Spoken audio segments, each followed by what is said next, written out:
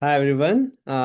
First of all, I would like to thank each and every one of you for being here with us today. Good afternoon. And for those of you who don't know me, I'm Nisarg Shah. I am an associate professor in the Department of Computer Science here at the University of Toronto, and I'm also a research lead at the Schwartz Reisman Institute for Technology and Society. So before we begin today's session, I would like to take a moment to acknowledge the land on which the University of Toronto operates. For thousands of years, Toronto has been the traditional land of the Huron-Wendat, the Seneca, and the Mississaugas of the Credit. Today, this meeting place is still home to many Indigenous peoples from across the Turtle Island and we are very grateful to have the opportunity to live and work on this land. While some of you may be joining from different places today, we invite you to reflect on the history and the relations of the land that you are on. Okay, a few logistics. This session is being recorded. Our guest, Jon Kleinberg, will speak for about 50 minutes, and this will be followed by a question and answer period. That said, if you have some questions throughout the seminar, please feel free to post them on chat. And during the Q&A, we encourage all the participants to use the raise hand function in the Zoom meeting controls to ask a question. So without further ado, let me introduce today's speaker, Jon Kleinberg. Jon Kleinberg is the Tisch University Professor in the Department of Computer Science and in the Department of Information Science at Cornell University.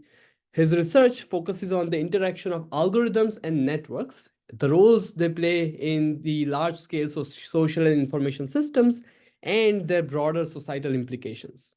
Jon is the author of the widely popular textbooks Algorithm Design and Network Crowds and Markets. Actually, have both of them right here.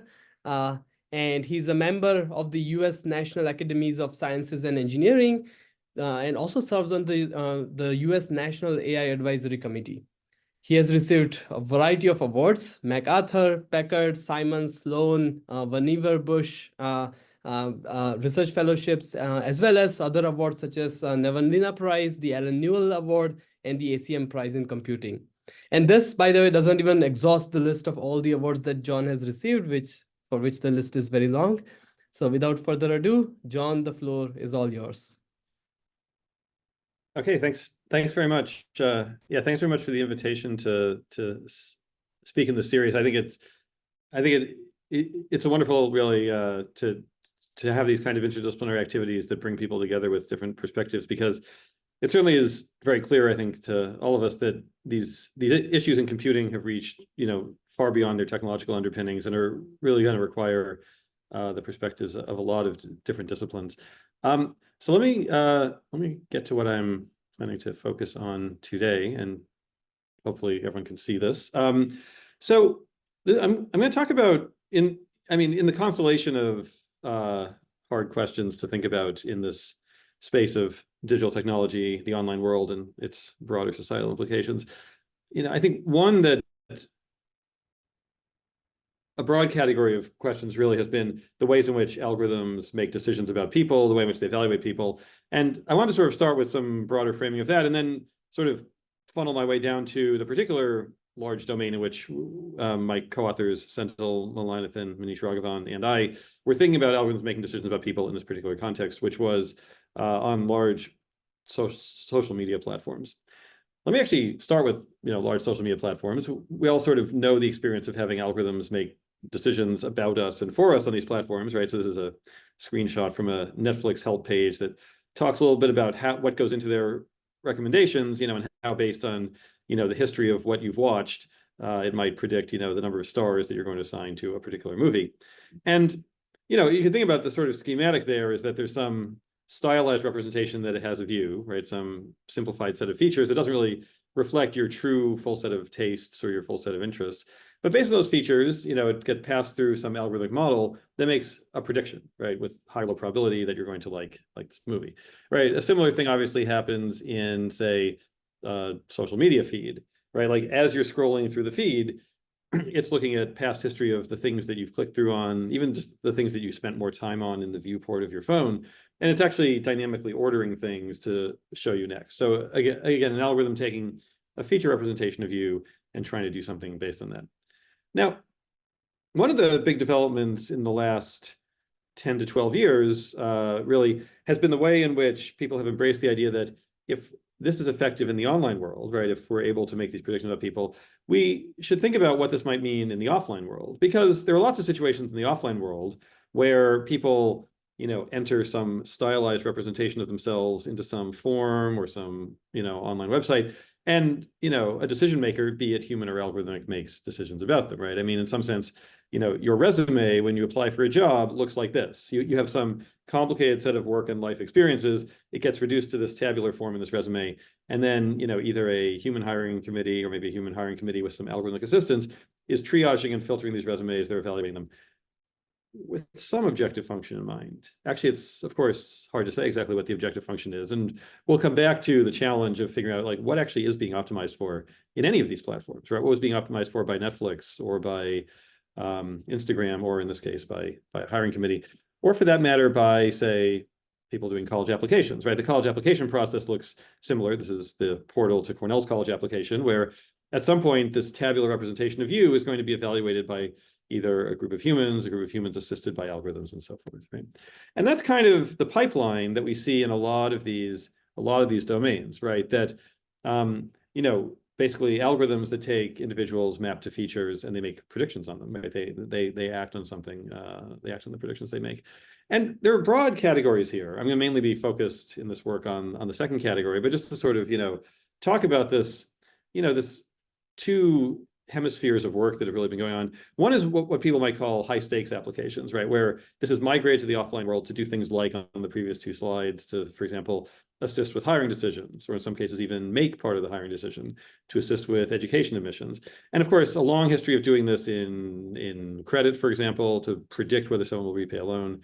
A relatively long history of this in, much more challenging, much more difficult contexts like the criminal justice system, where the law in all 50 states of the US, for example, instruct a judge at a pretrial detention hearing after someone's been arrested to make a prediction about whether they believe that this person will return for their court appearance without committing a crime in the meantime. Obviously, a lot of use of AI in medicine, another high stakes application, where again, we have the same pipeline of individuals mapped to features, mapped to a decision maker. Juxtaposed against this are what you might call sort of the high volume applications of the online world, right?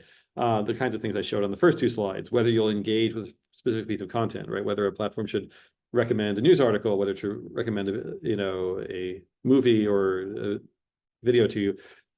Meta tasks on those kinds of sites, right? Whether your post should be flagged as misinformation or hate speech, whether your account should be flagged as being engaging in suspicious or bot-like behavior.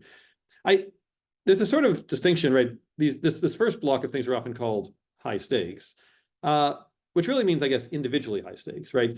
If you apply for a job, you apply to college, that one decision, there's somebody to whom that one decision matters a lot. Now, in contrast, whether you got shown this particular news article or this particular video is really less important. It's okay that you never saw this news article, or that you saw some inappropriate news article or weird news article, if it happened one time. Again, so here it's the volume that really registers, right? The volume of these, any one of them doesn't matter. I take 100 billion of those decisions over the few months leading up to something consequential like an election in the country, and you get something that is high stakes, like the formation of public opinion and its impact on the political process, right? So these two things are happening, and they're happening at different granularities, right? In one, individual discrete decisions making huge effects on people's lives.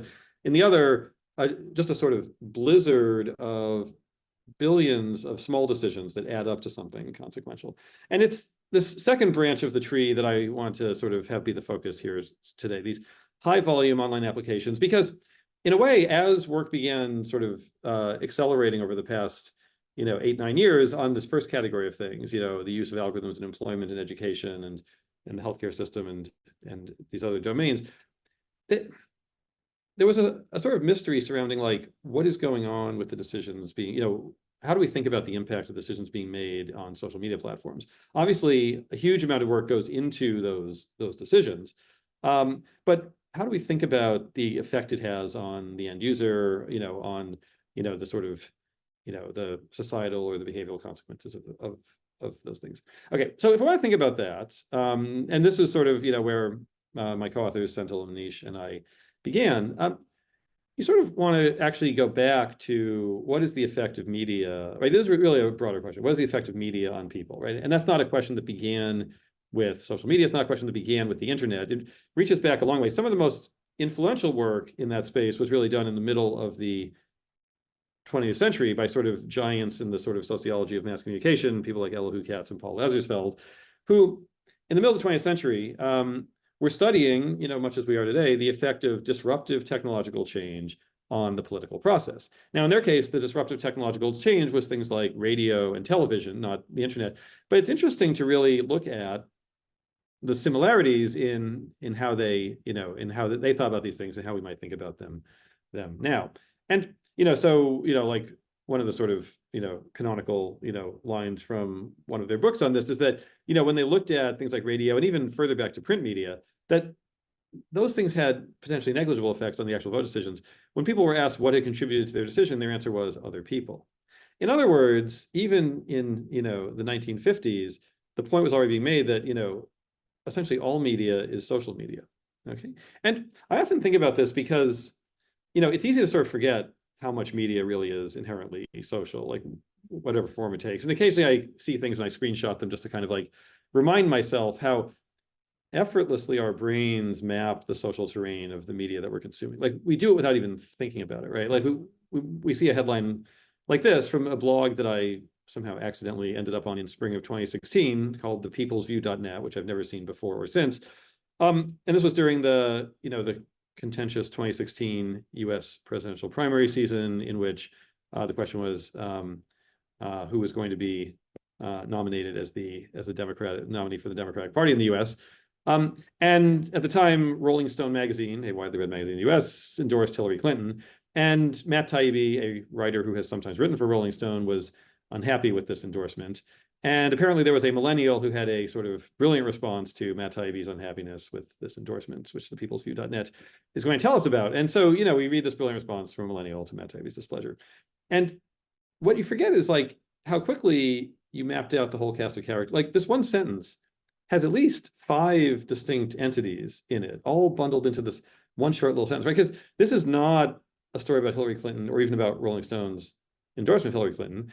It's sort of about Matt Taibbi's displeasure about that endorsement, but it's really about the millennial who had the brilliant response to it, right? It's this entire diagram. So that, and of course, you're not hearing from the millennial, you're reading thepeoplesview.net, which is by now 5 steps removed from the actual primary source, which was Hillary Clinton running for president, right? And so the social terrain of that, almost every sentence you read, there's an implied social network going on here. I mean, obviously, if we want to be pedantic, you're not actually reading thepeoplesview.net. You're listening to me give a talk in which I recount my experience of reading thepeoplesview.net.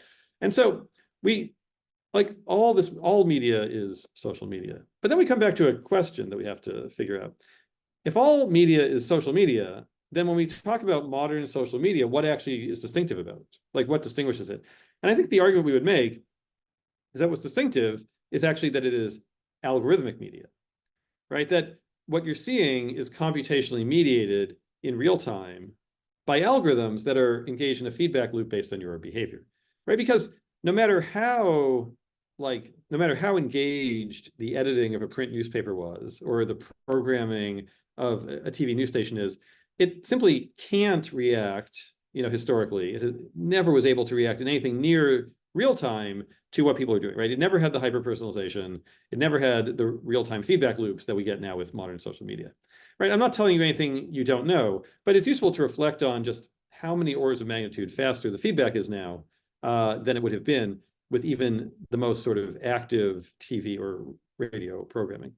And so, therefore, it's sort of incumbent on us to think about not just how do these algorithms operate, but the feedback loops that they operate in, right? Because perpetually the problem in these online systems is that the algorithm is responding to data that that it acquired because you clicked on things that were recommended by the algorithm that was acting on the data that it acquired because you clicked through things. And there's sort of this feedback loop that goes on. Okay, so what are the kinds of things that we might want to ask about these feedback loops? And one, of course, is just the growing concerns that algorithmic amplification is exacerbating conflict. Now, there are many things that we might mean by conflict, and I want to talk about sort of one broad category, and again, in this sort of repeated funneling down to the eventual topic of my talk, let me again talk about something that actually is a bit to the side of what I actually wanted to focus on. There are lots of ways in which conflict are arising online and social media, right? And I don't need to sort of recount these to all of you, but the ways in which platforms have been analyzed for the possibility of creating increased polarization, and the empirical debate that continues to go on there, right? The sort of obviously undisputed fact that there are awash in different forms of misinformation.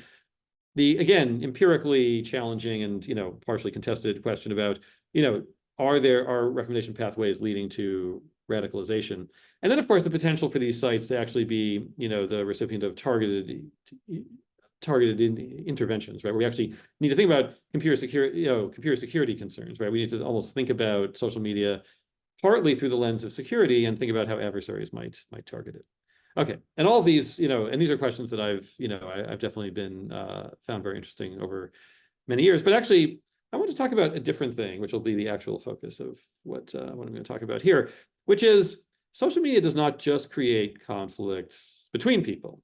It's also actually creating conflicts within each of us. And so what do I mean by conflicts within each of us, right? These not just interpersonal, but intrapersonal conflict. Well, in a way, we also kind of intuitively understand this, right? The fact that during the COVID pandemic, we had to coin a term called doom scrolling, right? In which you just kept paging through social media, watching all the different ways in which, the situation going on was terrible, and in which, you were personally at risk.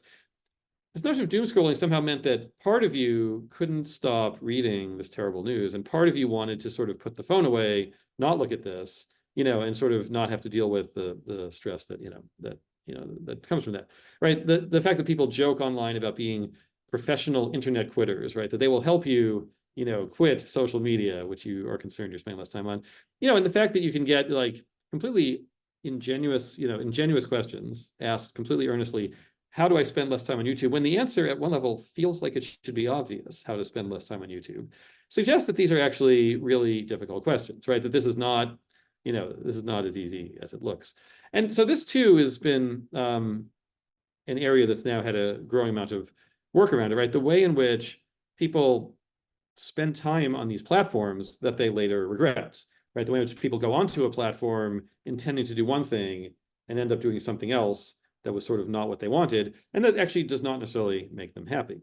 Okay, that's the general framing of these questions, right? It suggests that actually, and this is, I think, sort of the challenge, that there's really a conflict going on within you, right? I could draw a second diagram, right, as viewed from the perspective of the, professional internet quitter who has advice for you, that, when you think about some platform like Facebook, you really do have two inconsistent and conflicting sets of preference going on, right? There's a part of you that wants to keep using Facebook, that wants to keep scrolling through your feed. And the part of you would like to override that and just leave and not anymore because you believe it's not actually making you happy. And our point here is not that one of these is your true set of preferences and the other is some kind of like contamination of those preferences. Rather, it's actually that both of these are your preferences. It's simply that, there's no reason to believe that you only have one set of preferences. You have multiple sets of preferences, and they're sort of at war with each other. Now, so again, this is a case where this, our team of three authors here, Senthil, Manish, and I, we're sort of interdisciplinary in our own way, since Manish Raghavan and I come from computer science, Senthil Mullainathan comes from behavioral sciences and behavioral economics. I think, to those of us who design platforms and put them out there, we sort of think of the user as someone who has things they want to do, and they use the platform as a tool to accomplish them. To a behavioral scientist, this notion that you actually have inconsistent, conflicting preferences going on simultaneously is actually relatively familiar to them, right? And so as a kind of like foundation for a lot of this work, it was very useful to get sort of Senthil's experience working with, products, services, activities where there's a kind of like self-control problem, right? One way to think about it is, in Senthil's telling of it, this distinction between, want and should. There are the things you want to do, and there's the things some other part of you believes you should do, right? It's very easy to sum up in pictures, right? There's the thing you want and the thing that you should do, right? If this were an in-person seminar series, then perhaps after the talk, there might be a reception. And at the reception, there might be snack food and healthy food. And you might stand in front of that array of food, as we do at many in-person talks and their receptions afterwards. And, part of you says, I really should have, I should take salad from this bowl of salad, but part of you really just wants to have the chips, right? That's, that sums up the conflict, right? And part of what we want to do is think about how does models that were designed to address things like chips and salad apply to things like scrolling or leaving a social media platform. And of course, if we want to sort of work our way from, the chips and the salad towards social media, there are various waypoints, on the route that actually can help us sort of by analogy. So for example, people have not just thought about self-control problems in the context of food consumption. They also think about it closer to our interest in the area of media consumption, right? Perhaps you are flying on a plane and, it's 2 hours before you land and you're thinking, you're going to watch a movie. And, part of you thinks, what I really should do is watch this fascinating documentary about the font Helvetica, because, then I'll know a lot of interesting things about fonts and I'll be able to have, engage in fascinating conversations with people about this. But part of you wants to watch the Marvel superhero movie, right? And again, it's the same conflict between want and should, right? And I think the creators of the Helvetica documentary, which I actually recommend, it's a fun documentary, I think that they kind of understand which side of the spectrum they're on, because if you read the little ad, it actually says, start watching with your public library card or university login, as though they somehow deep down suspect that the only people watching this have either a public library card or a university login. So this conflict between want and should. Now, these aren't just metaphorical contrasts, right? These are actually cases where people have done empirical work on, do we actually see this conflict manifesting itself in data? And one way it manifests itself in data is at the level of timescales, right? The empirical evidence is that we tend to think of want goods in the immediate term, and we think about sort of things that we should do over the longer time scale on which we're able to plan, right? So want acts in the moment, and should acts on a kind of time horizon that involves planning. Some examples of this in the food domain, and this is behavioral economics work from this this trio of behavioral economists, Katie Milkman, Todd Rogers, Max Bazerman. In the food domain, they looked, for example, at data from online grocery orders, right? And you could do a manual classification of food by, want or should, and found actually this empirical regularity that online grocery orders that are, even controlling for things like spoilage and freshness contain more should items when they're placed to be received further in the future, right? So, 3 days from now, you're convinced that you're going to want to eat healthy and have salad. Right now, of course, you want chips, but 3 days from now, definitely salad.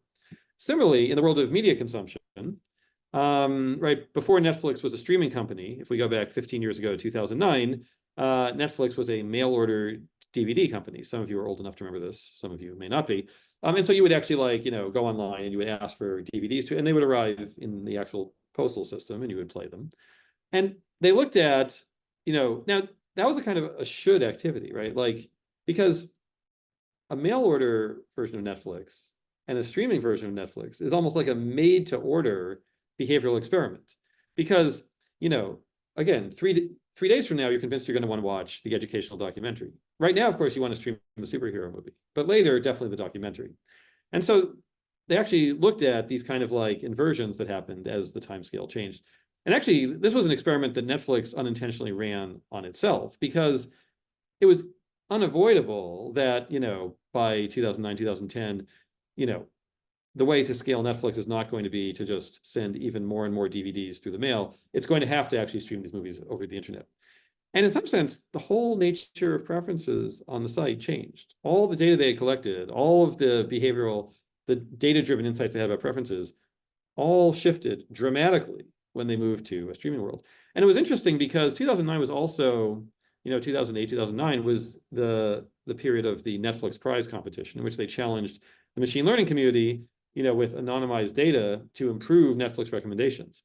And what actually transpired is they actually ended up getting to use relatively few of the actual concrete models. I mean, the methodology was certainly fine, but the models that came out of this were all trained on data from the mail order world, right as Netflix was shifting over to the streaming world.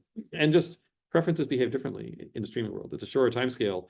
Want dominates more than should in that streaming world. Okay, so let's think about what this means. So we want to think about, this for social media platforms. And in particular, we want to think about what a model would look like of user behavior in a world of want and should. right? And we might want to do this for a few reasons, right? One is because we want to build models of the social world and reason about them. And the other is that in some sense, this is the language that platform algorithms speak, right? Platform algorithms speak in the language of user models. And so if we want to think about how might we change platform algorithms, then we have to think about how we change the language of user models. Okay, so obviously, these are sort of core to what every large platform is doing, right? The basic question that they're constantly answering is, what do users want, right? Netflix is doing this, and Instagram is doing this when it puts things in its feed. Google is doing this when it puts things in its search results. Amazon is doing this when it puts things in its product results page, right? All of these things are being modulated by algorithms trying to figure out what you want to see at this moment. And the fundamental principle on underlying user modeling, sort of so basic, it almost doesn't even get stated as an assumption, is the assumption of revealed preference, right? The revealed preference assumption from, sort of mid-20th century economics is that people choose what they want, and therefore choice should reveal preference. If I have a bunch of choice data, then I should be able to infer preference information. Okay, and I mean, I certainly have, been a major user of the revealed preference assumption in my own works. And certainly anytime any of us writes a paper that says these platforms collect vast amounts of data at this incredibly fine-grained scale, never before have we been able to observe human behavior at this granularity.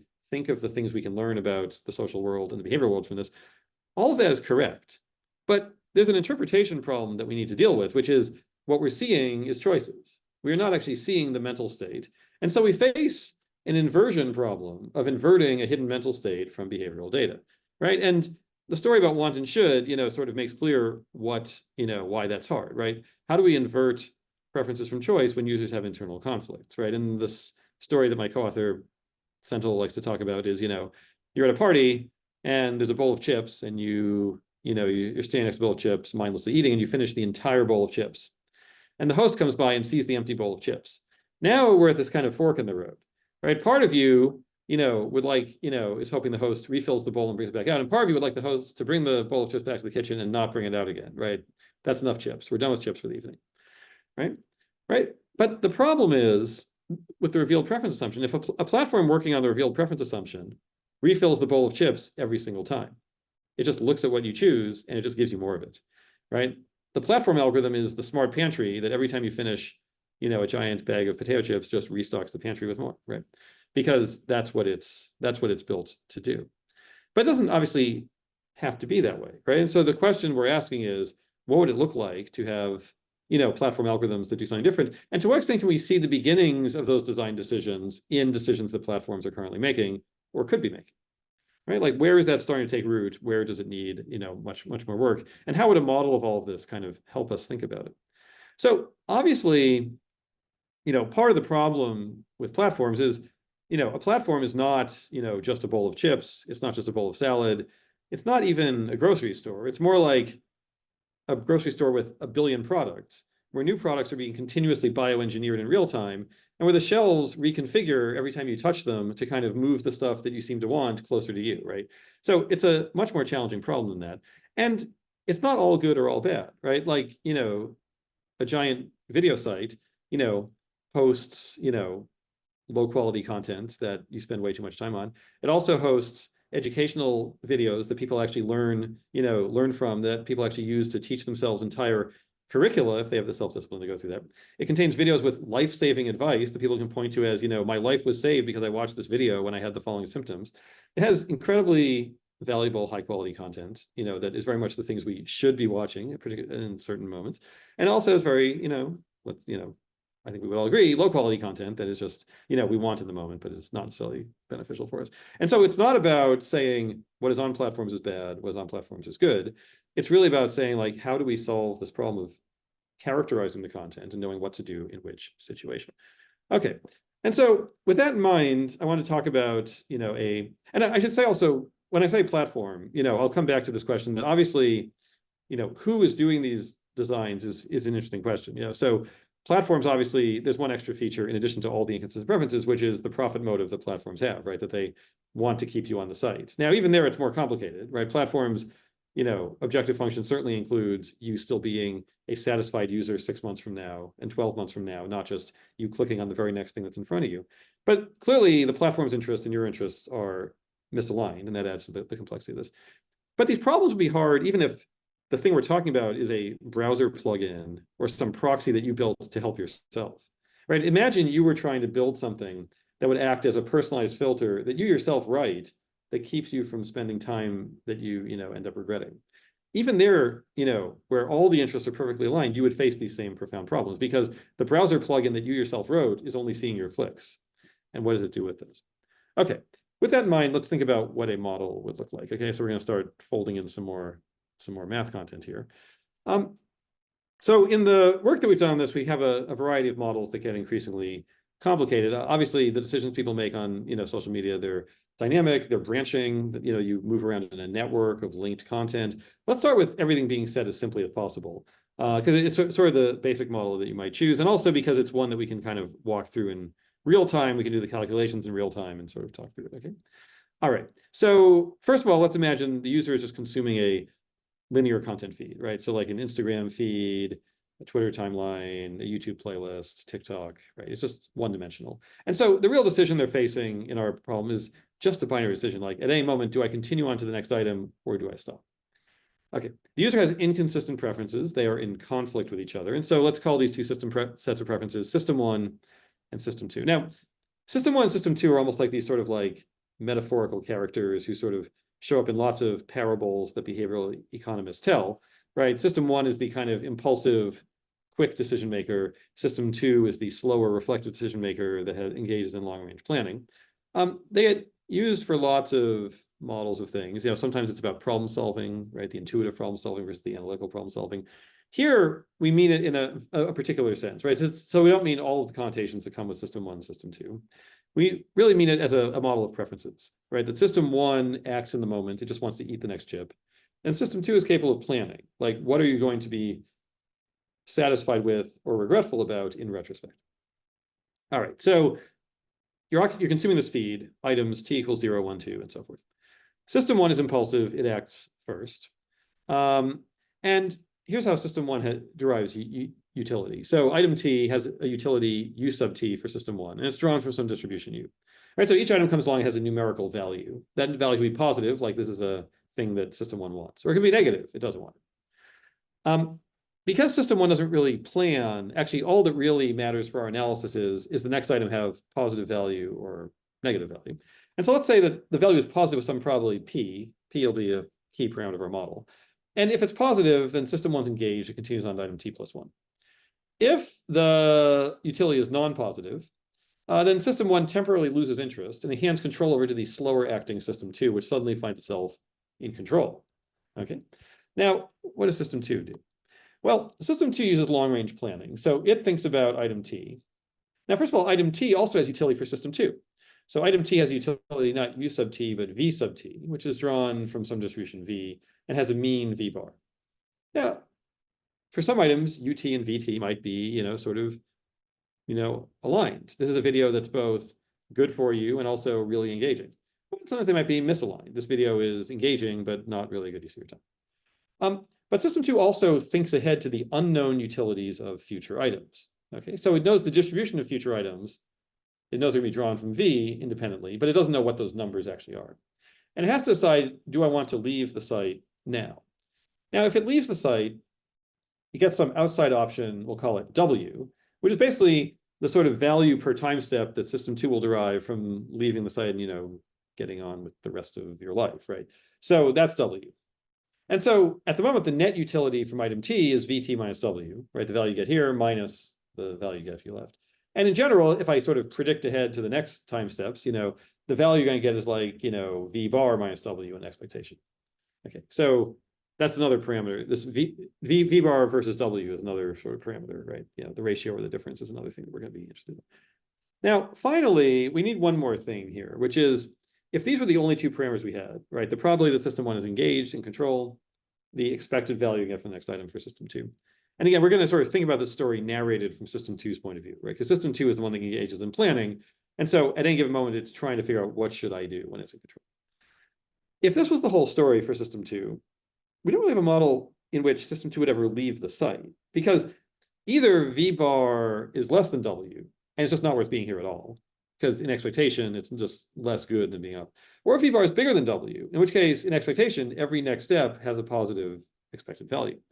So there must be a third thing going on, which is satiation, right? Even something which is engaging and which is valuable, you eventually have enough of it, right? You have diminishing returns for any particular thing you're doing, right? And diminishing returns is the fundamental reason why even a valuable activity, we're going to stop and context switch to something else. So let's add that, right? So there are a couple ways that we could model diminishing returns. One is kind of a deterministic diminishing returns, right? So that you're satiating on this content. And so, t steps out, the value that has is not v sub t, but some decay factor times v sub t, right? Maybe it's some 1 minus epsilon to the t times v sub t, right? It's decaying. And we get similar results in that version. There's a little more bookkeeping to do the calculations in real time. And since I want to optimize this talk for being able to do some calculations in real time, we're going to take a different, very similar model in which what system 2 is going to do is actually undergo a single on-off transition. So imagine that every time system 2 makes its way through the content, it flips a coin with probability Q. And if it comes up heads with probability Q, it decides, yes, I'm still interested, I still want to be here. And when it comes up tails with probability 1 minus Q, it says, okay, I'm now done, I'm full, I'm satiated, I would like to leave. Okay. So when system 2 plans, it knows that t steps into the future, the probability it will still be interested and not yet satiated is q to the t, because the coin's gonna have to come up heads t times. Okay. And that actually summarizes the content and the model system 1, system 2 interacting on this one-dimensional feed. Okay, there are 3 key parameters. There's the value, right? The expected net utility per item for system 2. And that's v bar, the expected value, minus w, the outside option. There's this satiation parameter, the probability Q that system 2 remains interested for each item it consumes. And finally, this term from the behavioral economics literature, the moorishness of the content, right? Something is moorish if you keep wanting more of it, right? The probability P that system 1 is in control when consuming a piece of content. Okay, and that's the basic dynamics that's going on, right? So we think about system 2's utility. And we can think about, content, and we think about the design of content. Obviously we don't have, even the author of content doesn't have complete control over the effect it will have on its consumer, right? That's clear. But you can think about these 3 distinct parameters, right? What is the kind of long-term value of this thing I'm producing? What is the immediate engagement or appeal of this thing to system 1, which is impulsive? And what's the rate at which you satiate on this content, right? And all 3 of those things, and we can think about, metaphors in terms of food, things that have like, high value, but you satiate rapidly. Things that have high value, but you satiate slowly. Things that have, high value and high moorishness, right? It's sort of like there's this, 2 by 2 by 2 set of possibilities, and it's all populated, right? All of it is possible content that you might see. Okay, so let's imagine the problem faced by system 2. It's standing at the entrance to this platform. And again, actually a fascinating question that we'll come back to at the end is, who does control, which part of you controls the decision to go on the platform in the first place? Right now, we're going to talk about that as a planning activity. And so system 2 has to decide to go on the platform. But it knows that once it steps onto the platform, it gets kind of sucked into this roller coaster of activity in which it's often not in control. And system 1 is kind of dragging it along, looking at one thing after another. Because as long as system 1 is in control, system 2 doesn't get to make decisions. System 2 only takes over in those brief periods when system 1 is temporarily bored or not engaged. So how should system 2 solve its planning problem? System 2 looks at the platform and says, should I enter the platform? Will I get over the course of this session, will I get positive net utility or negative net utility from embarking on a session on this platform over which I have limited control? Okay, and so let's actually, what's nice is this model that we've written down, even though it has a bunch of levers that describe different things that are under the user's control, the platform's control, it's simple enough that I can actually just do that calculation for you. Okay, so let me actually just calculate what is the net utility of it. Okay, so for that, we want to think about system 2 is in its calculation picturing the future session that it will have. And it can think about the session as having 2 phases. Okay, and obviously the session really is just what it is. It's just a bunch of clicks. But we can, for a purpose of analysis, we can imagine these 2 phases. Phase 1 for purposes of analysis is the part where system 2 has not yet satiated. It wants to continue. And it's collecting V bar minus W net utility in every step while it's doing that. Now, at any moment in phase one, and this is the reason why for this model, I'm talking about this coin flipping model, because it has essentially no memory, right? From any point in phase one, the expected time left in phase one is the expected number of steps until this satiation coin that we're flipping comes up tails, and you finally satiate.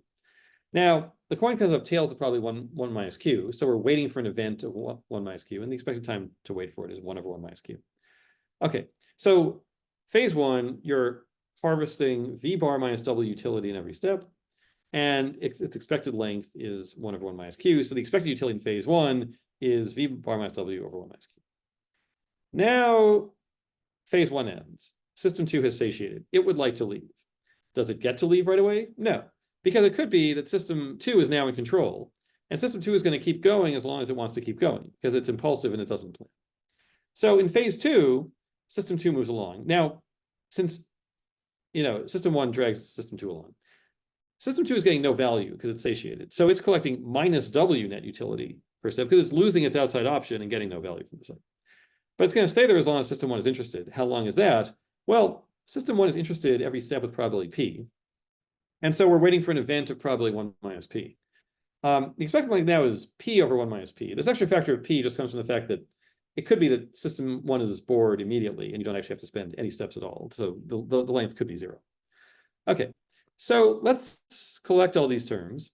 System two's utility is a random variable whose value is this first term, V bar minus W over 1 minus Q, minus PW over 1 minus P. And what's in the numerator is mainly just these things based on W. The denominator is kind of the interesting part, right? One looks like 1 over 1 minus Q, and one looks like 1 over 1 minus P.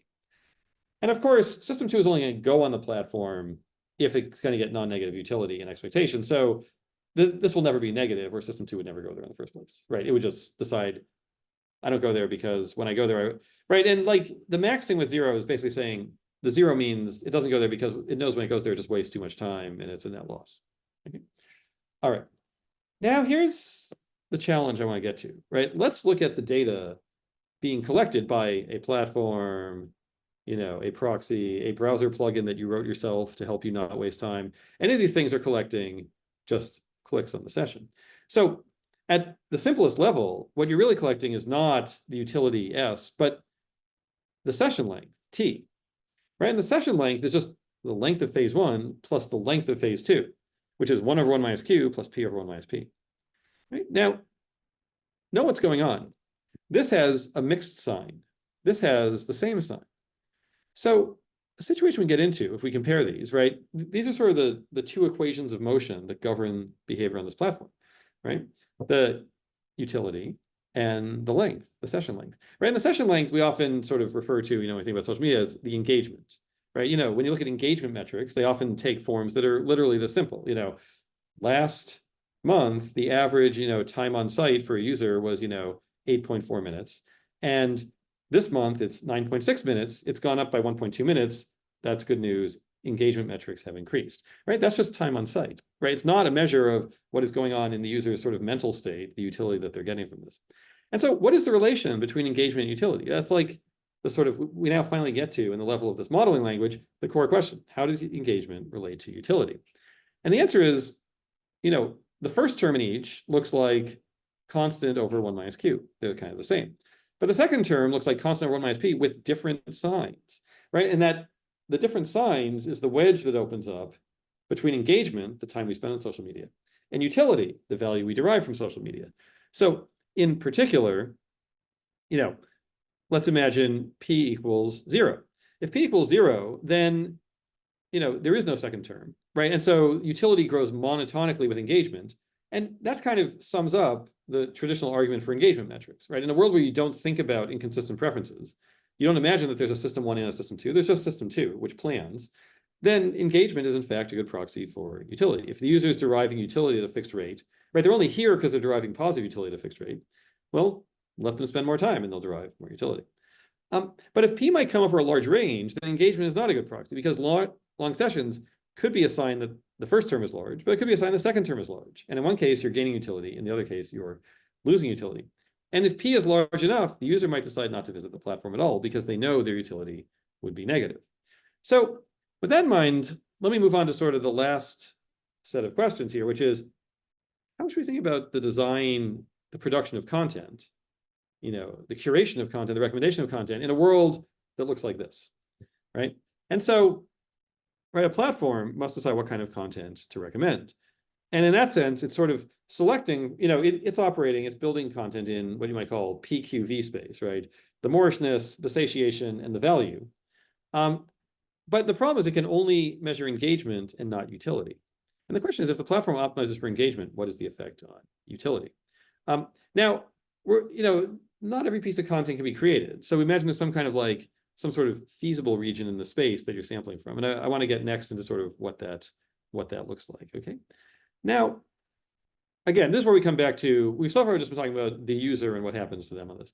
Now we're talking about the creation of content. And I think the most interesting version of this question is, suppose you were altruistic. I'm trying to create content that makes the user happy, but I suffer from a communication bottleneck.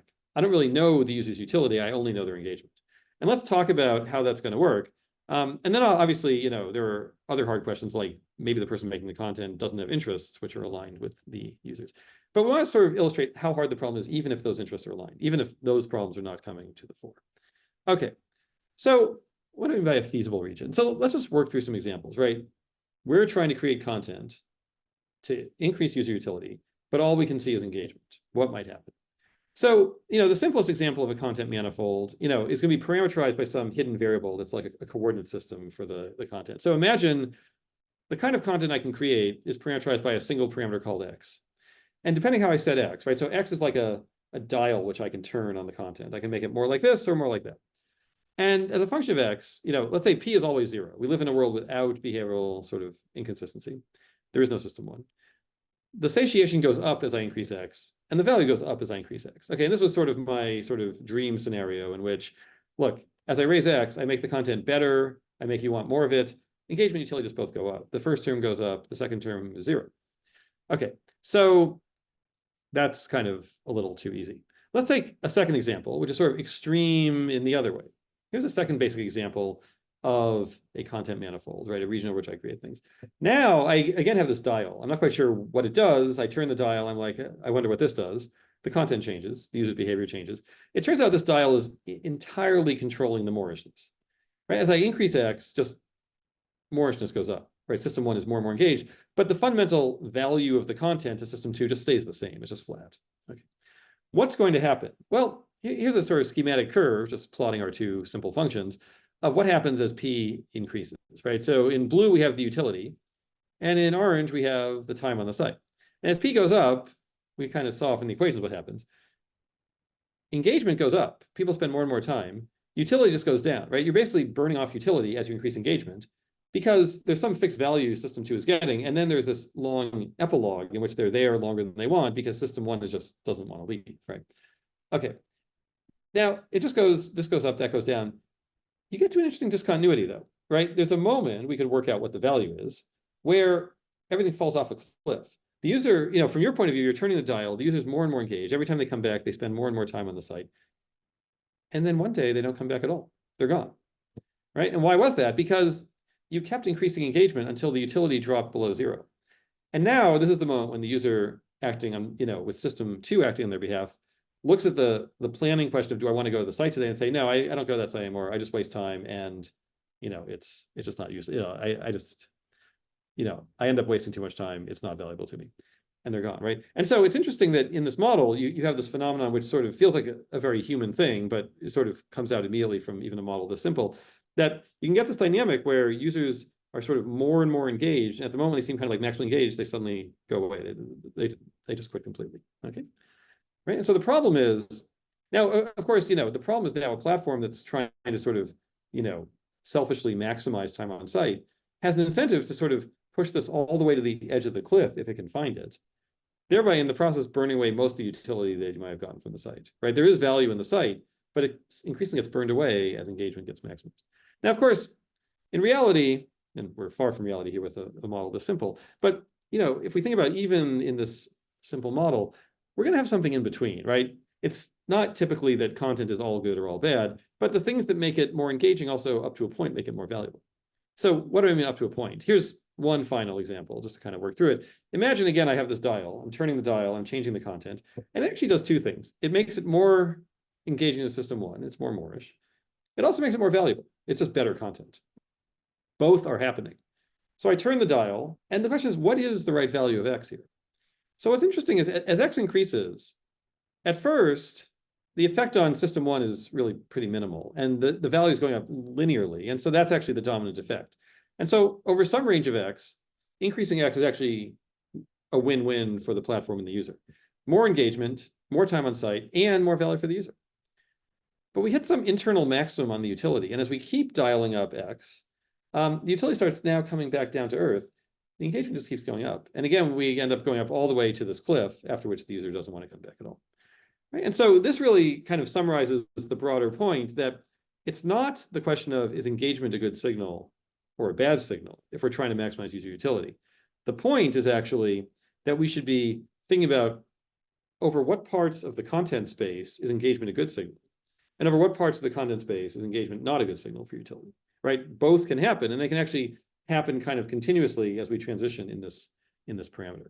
Okay, so this was sort of walking through some examples. In the work that we did on this, we sort of, first of all, get into sort of richer examples, and different models of satiation, different models of content.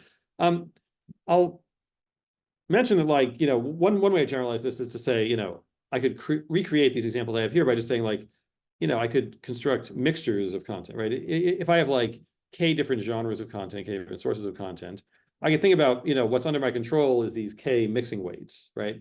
So the ith source has, a particular Moorishness, satiation, and value.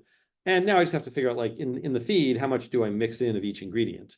And the result is just a content feed that has these parameters. So for example, the third example I showed you, which had a plot that looked like this, was simply a weighted average of my first two examples, right? Good content and very Moorish content. And you blend them together and you end up with a thing like this. You can actually notice other design choices that come into play. So for example, in the past year and a half, sites like Instagram and TikTok have added a feature that you can put in your profile, like called, enforced breaks. Right? I can go into my profile and say, every 15 minutes, I would like 30 seconds of complete break, no content.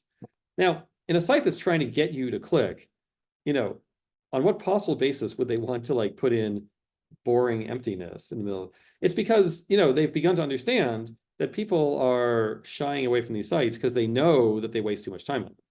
And so if I could promise you as the platform, don't worry, you can configure this, 15 minutes in, you will have system 2 will get a guaranteed chance to run away if it wants to.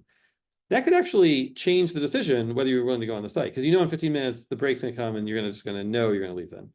And that actually happens even in a model this simple, right? Adding breaks is simply adding one more content source that has zero Moorishness, right? It's basically this thing here, zero Moorishness, some satiation, and zero value. And you could actually have a situation where I'm over the cliff, right? I'm beyond this orange cliff here. And so the user doesn't want to be there.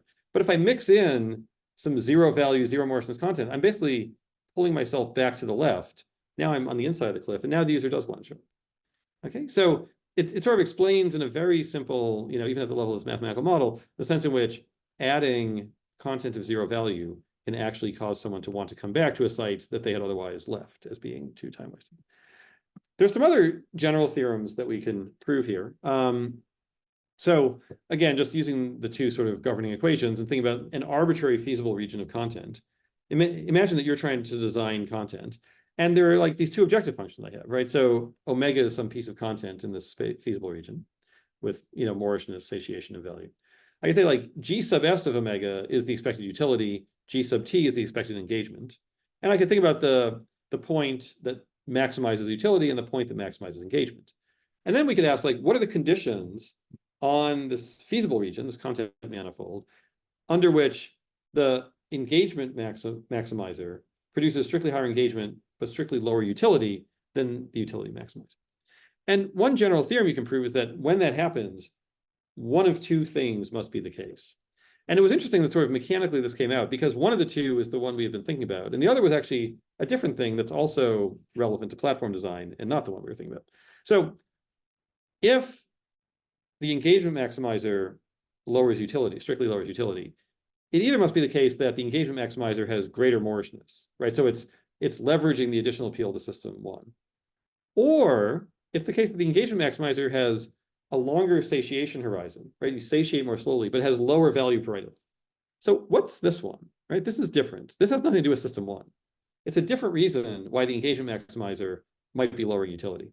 And what it is the following. Suppose you're trying to pair your AirPods with your iPhone. You can't figure out how to get the Bluetooth pairing to work. And you go on YouTube to find some video that will explain to you how to do it. In scenario one, YouTube immediately shows you a 30-second video that shows you exactly what you want. You do it and you leave and you're happy. Okay. In the second case, the videos they're not well explained. It's not the model of AirPods you have. You have to watch 4 of them before you actually finally do it. Okay? The first is a better experience. You got more utility out of the first one. And because the reason is that you satiated faster and you got more value per item. Whereas the one that you spent more time on was actually less value to you. It wasn't about Moorishness. It wasn't about system one. It was just you weren't getting the value you wanted. This is a well-known thing from even the early days of web search, right? Even in the late 90s, early 2000s, with the very, very earliest days of user studies on web search, people understood web search is one of those rare kinds of pages where you don't want to maximize time on site. Nobody wants to spend time reading search results. They want to, as fast as possible, get to what they're looking for, right? And that's bullet 2. It's the particular constraints of something like web search where, independent of system one, you want people off the site as fast as possible. Okay. All right. So with that, I wanted to just wrap up with some final sort of perspectives on this, and then happy to take any questions that people have. We sort of started this from the idea that algorithms are making decisions about people, and this is a particular domain, consumption on social media, where we have a sense that something isn't working with platform optimization, right? Platforms keep optimizing, and it's almost like the more they optimize, the less happy people seem to get, right? And in the end, our model sort of, moves from the kind of qualitative view of that to this kind of analytical cliff, which says, yes, this cliff is exactly the sense in which you keep optimizing and users get less happy, right? Because it fundamentally says we have to somehow go beyond the revealed preference assumption to explicitly model the inconsistent preferences users have, right? They literally have 2 different things that they want. And these models actually give us sort of a vocabulary for thinking about a whole bunch of design choices, right? Some of them I've talked about already here. I'll kind of wrap up with a couple of others. Part of the whole message here is how do we interpret the data we collect, right? We have clicks, but we're trying to solve an inversion problem. We're trying to invert a mental state that we can't observe. The role of surveys, right? So you're on YouTube, you're on other, you're on other platforms, and a survey will pop up. How are you enjoying the platform today? Very happy, neutral, unhappy, very unhappy. And, we often dismiss those surveys. We're but what are those surveys? What they're doing is they're an attempt to sort of reach out through the screen and go, could I please talk to system 2 directly? Yeah, I get that you're clicking. I have a question for you. Are you actually happy right now? Are you actually getting what you wanted out of the site? And so these kind of interventions that let you, and so what this really says is that platforms should really be looking for opportunities to try hearing from system 2. One is explicit surveys, but there are other things that are happening. And one thing we've talked about with, platforms, for example, is and one thing that's actually in this nice work of Smith and Milley and their co-authors working with Twitter, is the idea of looking at user actions that convey something about long-range planning as a signal that system 2 might be acting. So for example, clicking a thing that says, don't show me more things like this, is a statement about the future. It's not a statement about whether you're engaged now, it's a statement about the future. Saying I would like to mute this user and not hear more content from them is a statement about the future. And so those things are not just useful for their own instrumental value, but they're useful as insights into what system 2 is thinking right now. We've talked, third bullet here, the number of options. We've talked about everything in terms of a linear feed. In the work that we've done and in the papers that we have, we also talk about branching options, right? So the sidebar in a YouTube video is not one thing to watch next. It's a choice of things to watch next. And there's subtle issues that come up there, right? More choices, obviously, you get to take the max over more possible utility values. That's good. Also, unfortunately, it creates more chance that system 1 will find something that engages it in the next step. And so there's even more Moorishness when you have more choices. And so the optimum branching factor is often something in between, right? Many things that involve reducing frictions, right? Previewing the next thing versus autoplaying the next thing is saying something about, the cost it takes for system 1. It's activating more or less how much system 1 is able to act. We talked about breaks, and I'll end with this final point about content doesn't just occur by itself, but content gets embedded in other content, right? So think about the fact that you might say I, often read the Washington Post, but not on Sunday mornings because I try to stay away from YouTube. And Sunday mornings, the Washington Post often embeds YouTube clips from the night before in its articles. And so what happens is I'm like reading this news article, which I want to be reading, and I suddenly hit this YouTube link, which I was trying to stay away from, and now suddenly System 1 is engaged and they're watching the thing, right? And so they sort of snuck, like YouTube and System 1 managed to kind of like strike this devious bargain, like I thought it was me, System 2, and the Washington Post, but suddenly System 1 and YouTube are engaged, right? And this comes up in the offline world also, right? Like this idea of embedding things and sort of suddenly activating System 1 unexpectedly. In food consumption, for example, you might, as you walk through the airport, know that you should choose a route, from, your arrival gate to your next departure gate in a way that avoids the cinnamon roll place that sells 1,000-calorie cinnamon rolls, because you want to make sure that you do not get the 1,000-calorie cinnamon roll. But the cinnamon roll place also knows that. And so they end up piping the smell of the cinnamon roll out into the airport concourse so that as you walk by, you smell it, and it's almost like System 1 is already eating the cinnamon roll, right? It's already activated System 1, right? And that's sort of what's happening here. It's like YouTube is suddenly sneaking its way out into other content, and System 1 is already activated, right? Whether or not you want it. And so these questions about how do we do mashups of media, who controls the decision to go on the platform in the first place, and how do we tilt the balance between System 1 and System 2 are all the kinds of design questions that really are sort of lying just below the surface once we really fully appreciate that revealed preferences is not a sufficient basis for making a lot of decisions. We have to actually really, really sort of go into the idea that there are these inconsistent preferences and to think about a modeling language that can let us think about these design choices and these design trade-offs in this more precise way. And I think all of this really suggests a lot of interesting questions going forward that are going to sort of can continue to bring together, these questions about, algorithm design with the behavioral sciences and user interaction, allowing us to think about some of the sort of broader societal questions in the way we're all using social media. I'll stop there. Thanks very much. Thank you, John, for that very wonderful presentation. And now we are pleased to move into the Q&A period. So just a reminder to everyone, please use the raised hand function in Zoom if you'd like to ask a question. And we welcome you to turn on your camera if you're comfortable doing so. And if you are not in a space where you can turn on your camera or unmute, we also welcome you to post your questions on chat and indicate that you are not able to turn on and unmute and ask the question yourself, in which case I would be happy to read out your question for you. Okay, so we have a hand up from Felix. Felix, do you want to ask your question? Yes, a great talk. Thank you so much. I was mostly wondering, I'm imagining this household where, say, we have two children watching YouTube and maybe a parent using the same account to plan grocery shopping or other things. I'm just wondering, so you talked about those two systems, but what if we implement other users into the system who could have multiple systems one or even overlapping systems one, and if you played around with that on the implementation side? Yeah, that's a very good question. So that, right, and I think that's actually it's a really nice point that in many cases there's more than one user using this account. And this, I think, was an early challenge for a lot of these websites, that they sort of didn't really fully internalize this. And so things that looked like dramatic shifts in interest was really just a different user. And obviously that's become kind of, we see that in some of the sort of canonical user interface metaphors that we see on these sites, so for example, movie streaming sites asking like, which of you is watching right now, and I think we've actually, in talking with people at social media platforms, we've sort of, tried to use that metaphor, that maybe partly what's going on also is that, even allowing individual, sort of thinking about the sort of latent notion that there's switching even happening within one user is going on. But I agree that dramatically complicates the picture, because now we've got sort of switching at two levels, right? You can imagine almost like a depth two tree in which there's switching at the top level among the actual user on the site. And then once we're down that level of the tree, we're now switching at a second level of like, which of their systems of preferences is in charge. And of course, there's some endogeneity, right? The extent to which the parent might come, so the child is watching educational videos on YouTube, and so the parent is allowing that to keep going on.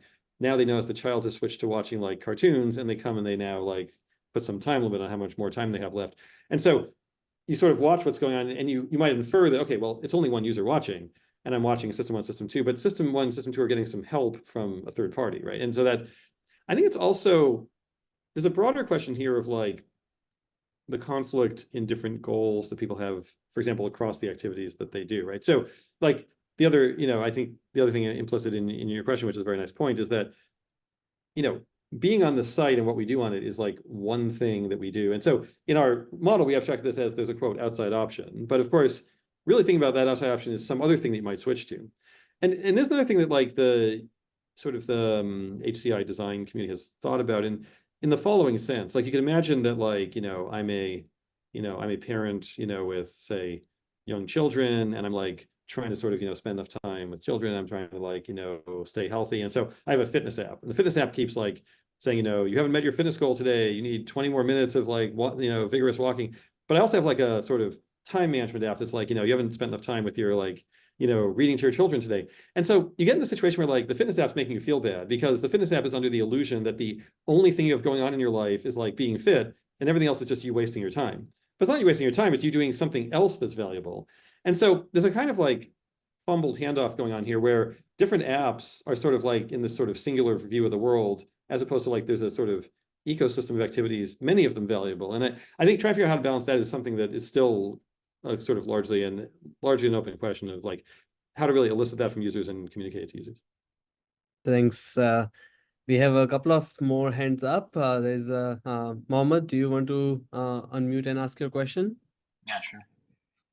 Thank you for the great talk. So I wanted to ask questions. So you've talked about the expected of these distributions. So I wanted to see if the variance would change. So the variance of the distribution where P comes from will change the action of the second system. So I think when you're adding contents with zero value, you're actually like increasing the variance.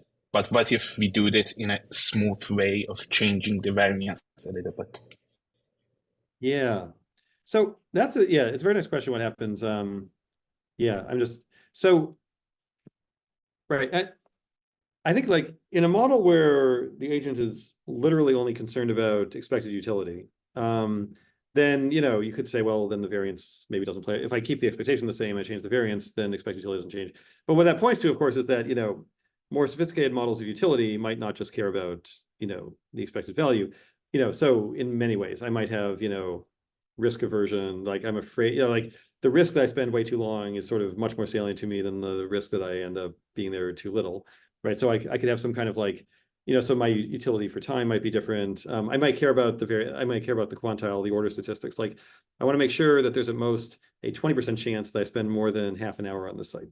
Now suddenly variance comes into play. And then, exactly the kinds of things that you're talking about. I add something that maybe breaks even on the mean, but it increases the variance. So now it's too likely that I might have a very long session.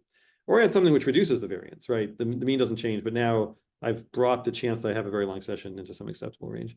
So I think those are both, things that we've thought about, right? One is changing the sort of functional form by which we evaluate time, like, sort of like, I have some logarithmic utility for, as a function of the actual value I get.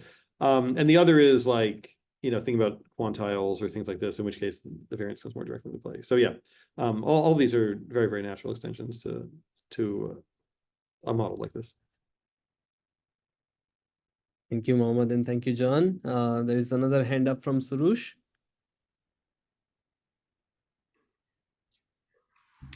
Well, thank you for the amazing and very clear talk.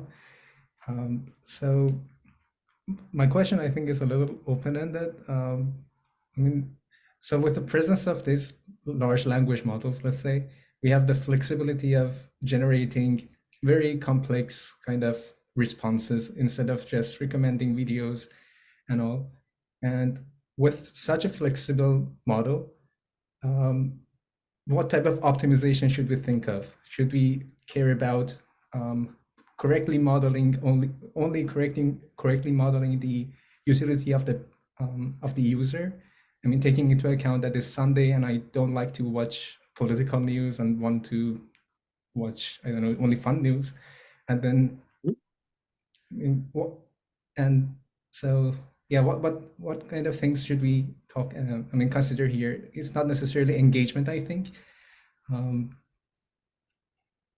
Yeah, it's a great question how, like, say, large language models or generative AI is going to affect this now and is going to affect this. And I think, I mean, a few things we've thought about there. So what's interesting is sort of the extent to which LLMs, for example, are sort of from a content creation point of view, not, from a sort of platform point of view, not from obviously all the architectural innovations that go into them, but there's sort of the next step in a progression of like increasingly fine-grained control over the content that you were seeing, right? So if you think about it, like, at some point there was like, the movie you were watching, and the movie you're watching is just the movie, and it's gonna go on for the next 2 hours, and you made one choice and it lasts for 2 hours, or even the news article, it's a 5-minute read, you made one choice, it lasts for 5 minutes.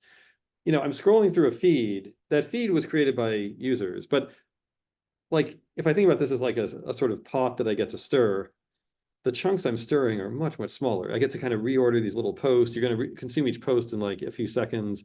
And so I have much, it becomes more almost like a continuum, right? Like the idea of like, which movie do I want feels like a very discrete choice. The question of like, how am I rearranging the feed starts to feel a little more continuous because there's this, like there's so much fine-grained control over it. Short videos allow more fine-grained control than long videos. So I think like the granularity at which I'm making choices and context switching, is not just a stylistic choice. It's not just that, TikTok looks different from YouTube because of the short form, long form, but your ability to optimize feeds changes when you're operating at that granularity, right? The fact that like, tweets are shorter than whatever it is people posted before tweets, again, gives you fine-grained control over the optimization. And so in some sense, the LLM, although it's now off in a different dimension, is sort of doing something. It's giving you even more fine-grained control, right? Like it brings us almost like this idea that I had a dial and I could adjust the content was sort of metaphorical. Like, how do I turn a dial and adjust the content? It gets sort of more real when I have like generative AI, where I might actually have a set of latent parameters that's like, make this article slightly, happier, make this article slightly more, menacing, make this article slightly more aspirational, right? And I don't quite know how this dial turns into that, but you can imagine things that try to give me fine-grained control over, make this picture, obviously, we sort of know this here from, like how I can modify images, video. And so, yeah, I think it's useful in all of these to think about the sort of what level of fine-grained control I get over this, and sort of what kinds of controls you might imagine in a generative AI system that's producing content. So that's really one direction. I completely agree with your point that all of this even more emphasizes the sense in which we want to think about utility distinct from engagement, right? I mean, that's sort of one of the sort of top level messages here. But the extent to which we can optimize for both, I think is being affected. Like even once we have that realization, we're going to be able to sort of have different power in optimizing. One last point, of course, is that to the extent that generative AI is producing content that it trained on the data, there's of course this interesting symbiosis between the humans who create content and the generative AI that's producing stuff based on that. And so I think that's also going to be sort of an interesting dynamic to think about. Wonderful. Thank you, Surush, and thanks, John. Let me turn to the question posted by Tunji on chat, and then I'll come to Prashna, who has her hand up. So Tunji has asked me to help read out his question for him. He asks, would these observations or effects of social network platforms be the same or similar, or would you think they would be different if you limit the number of connections that a user is allowed to have on these platforms to something small like 150, which is the Dunbar's number for real life, right? So I guess his question is more inspired from why we don't see some of these effects in real life, and could it be because we have limited number of connections in real life and we are following thousands of people online? Yeah, right. It's a great question. And definitely there've been proposals in a number of directions. So like limiting connections obviously could be obviously limiting the number of ties I'm allowed to have. There's also limiting, for example, how far messages can travel, right? People have experimented with like, after 3 hops, I have to reduce the fan out on to prevent like arbitrary viral spread. Another kind of lever kind of under control people trying to set limits like this is, am I limiting number of connections in both directions or only in one direction, right? Like saying I can only follow 150 celebrities still means the celebrities have enormous fan out. Saying like bi-directionally, each of us can only make 150 links that gets you into this interesting design space, which I think was an interesting and actually underappreciated bifurcation point in the early history of social media, which is this a platform that's about connecting with people you know, or is this a platform about publishing and broadcasting to the world, right? And to editorialize slightly, you know, at some early phase in social media, if you recall, like sites like Facebook, you know, did not have the ability to be a public figure. You could not publish on this platform. You couldn't broadcast. And there are sites that still are set up this way because they sort of appreciate what was sort of useful about that, which is you were only there with the people you knew, right? But then sites that did that looked at sites like Twitter, where people had 1 million followers or, you know, 100 million followers eventually. And they're like, we're giving away a market to these sites because we too could allow you to become a public figure and just broadcast. But the dynamic changes dramatically once you have, like, you're there with your friends and you're there with public figures. Because it's not, because of the inherently social nature of this. It's not just that sometimes I talk to my friends, sometimes I follow public figures. But I find that increasingly my friends rebroadcast what they heard from the public figures. Like, at once upon a time, me and my friend were having a conversation, but now I find my friend doesn't really speak in their own words. Instead, they go looking out on the site and they pick up some weapons grade ammunition they found from a public figure and they just sort of retweet it to me or reshare it with me. And the conversation I used to be having no longer happens. And so there are these hard decisions you have to make when you end up, and to think about, like, is this more a platform about publishing or is it more a platform about communicating with people you know? Because I think what we've learned is it's sort of naive to say, oh, I'll just get the best of both worlds by offering both functionalities, because the two functionalities cross and they blend with each other and you end up not having both.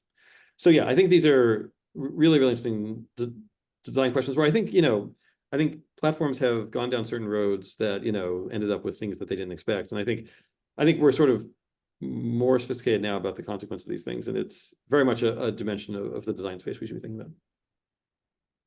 All right, thank you. That's a very fascinating perspective on it. Prajna, would you like to unmute and ask your question? Hi, thank you for your talk.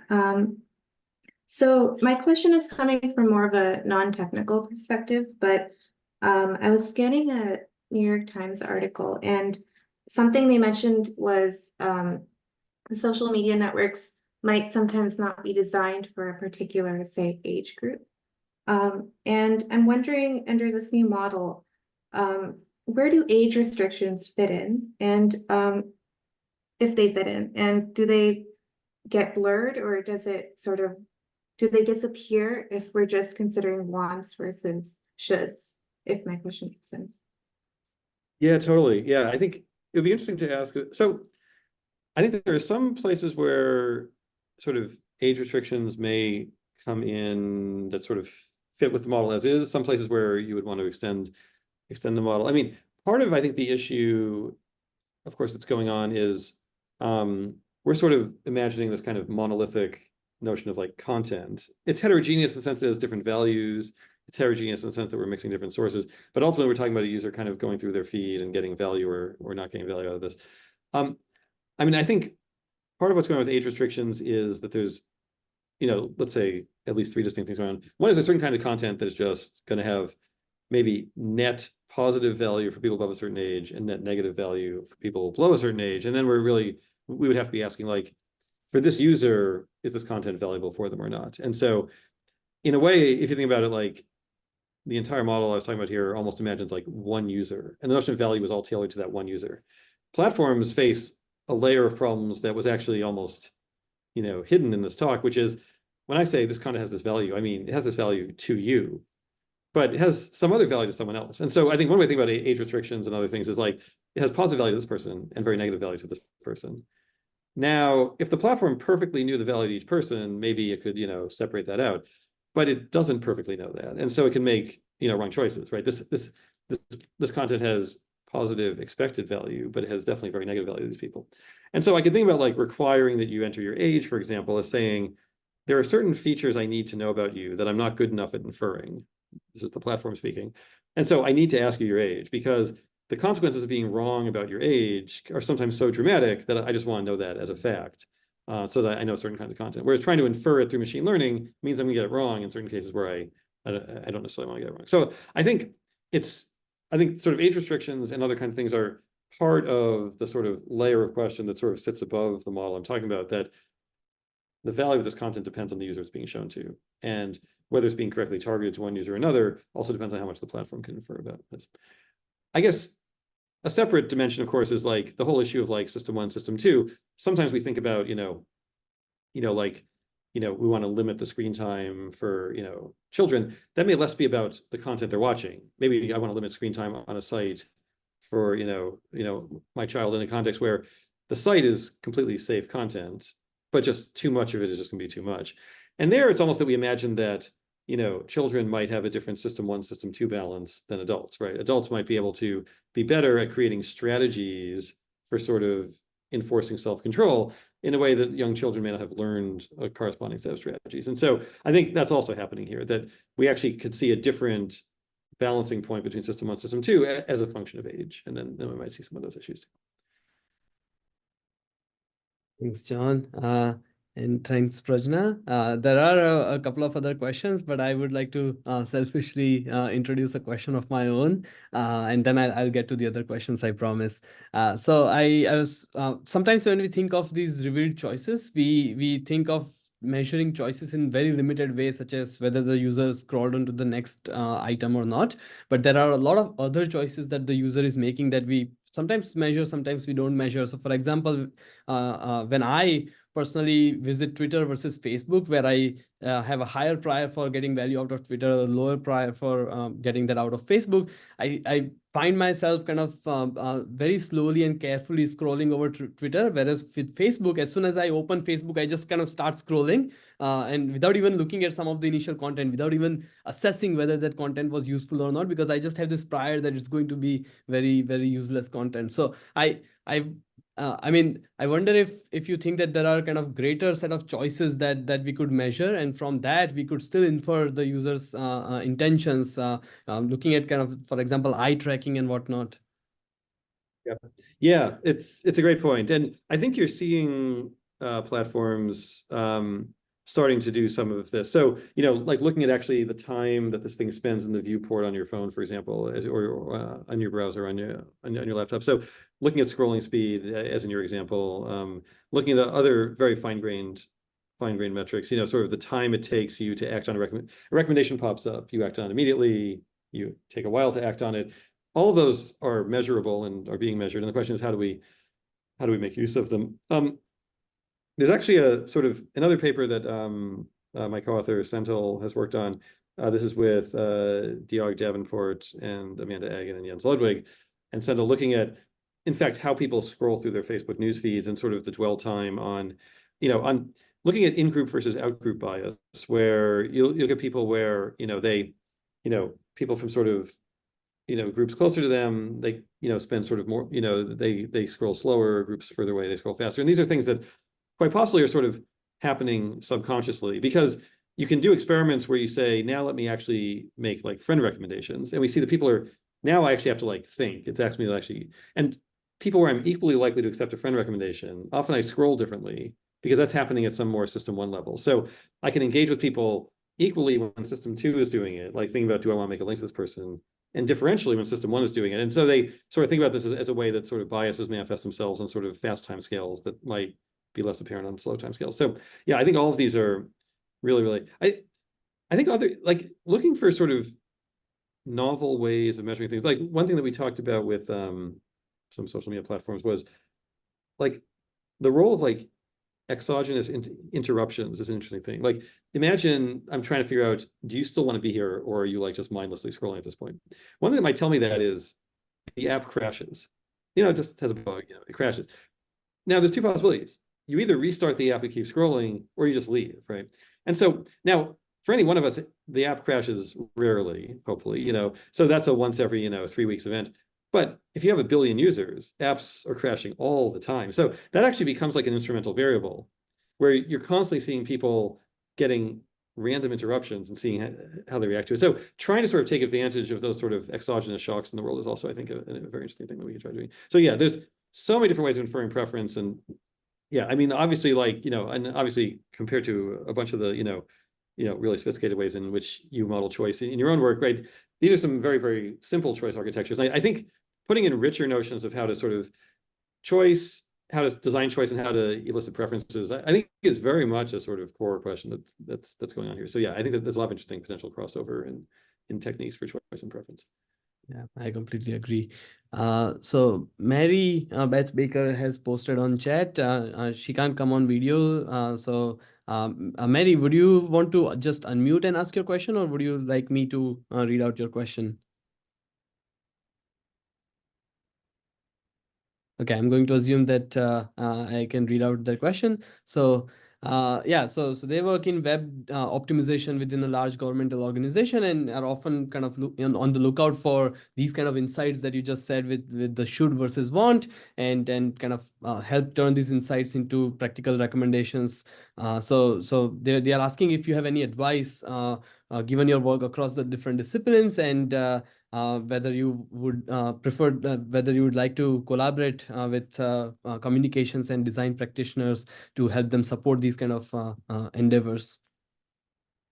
Yeah, these are definitely very much questions that we're thinking about. I mean, my experience certainly is that, right, these questions are, right, they bring in a lot of right, a lot of disciplines are potentially relevant, right? And so, I mean, certainly some of those, so computer scientists, I like to imagine that we have, we can maybe help build these models of what's going on if we're sort of engaging with, people in other domains. People in the behavioral sciences, like my co-author Sendhil Mullainathan, people in behavioral economics who think about some of the sort of the user psychology that's taking place here.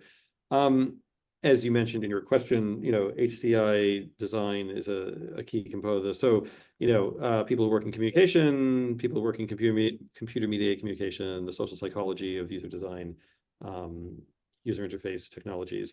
All of these are things where, there's sort of high bandwidth with the behavioral sciences, and then I think other areas, so economics, both on the econometric side to sort of interpret the data that we're collecting, right? Because I think econometrics and empirical economics and the empirical social sciences in general really excel at cases where the data gathering process itself has been interfered with by the design that I built. And so I'm not sort of collecting data sort of organically, but I'm collecting it through the very designs that I'm trying to analyze and to think about how we can disentangle that.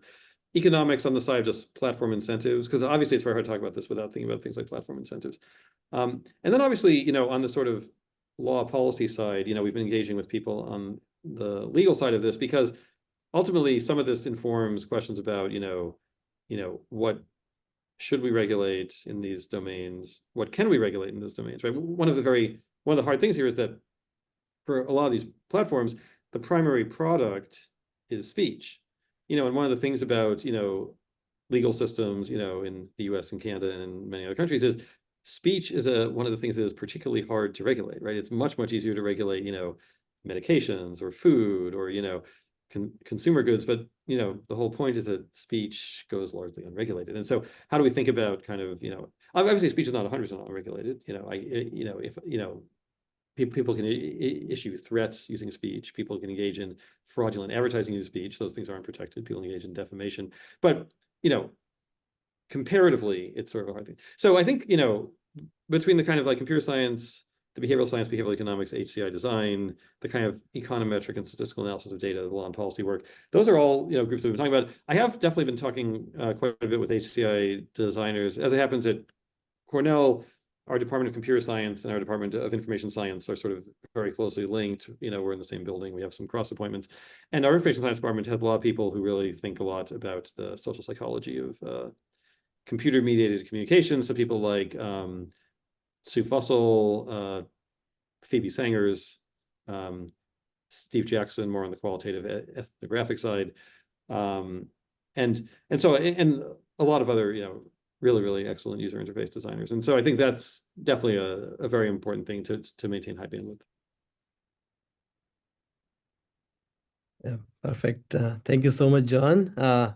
Frankly, I'm really sorry. I would like to take the time before everybody drops off to thank John and to make an announcement for the next seminar. So, but yeah, I'm hoping that you'll get an opportunity to meet John and interact with him at some future point. Right. So with that, thank you very much, John, with your wonderful presentation, very engaging discussion afterwards. And to those in the audience, I would like to thank you for joining us today as well. And next week, as you know, is reading week, so we'll not have a seminar, but please join us again in 2 weeks from now on Wednesday, February the 28th, as we are going to welcome Vince Konitzer, who is professor of computer science at Carnegie Mellon University, and he'll talk about social choice and game theory for AI alignment. So we look forward to seeing you all then.